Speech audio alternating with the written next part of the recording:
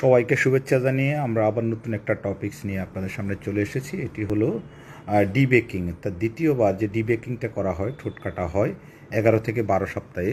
সেই ঠোঁট কাটা সবচেয়ে গুরুত্বপূর্ণ, কারণ প্রথমবারে সেকা দিয়ে যে ঠোঁটকে বোতা করে দেওয়া হয় সেই সময় যদি কিছু ভুল ত্রুটি থাকে,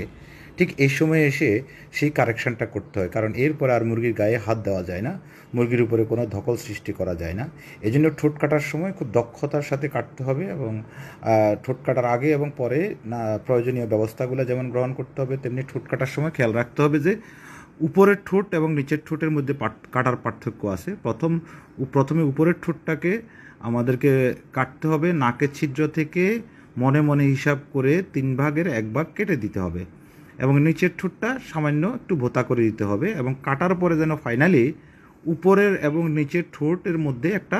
পার্থক্য হয়ে যায়, অর্থাৎ উপরের ঠোঁটটা একটু ছোট হবে, নিচের ঠোঁটটা একটু বড় হবে। এরকম না হলে মুরগি ঠোকাঠুকি করবে, যেটা খুবই খারাপ একটা পরিবেশ তৈরি করে এবং মুরগি অনেক সময় দানাদার খাদ্য খেতে পারবে না, কখনো পাউডার খাদ্য খেতে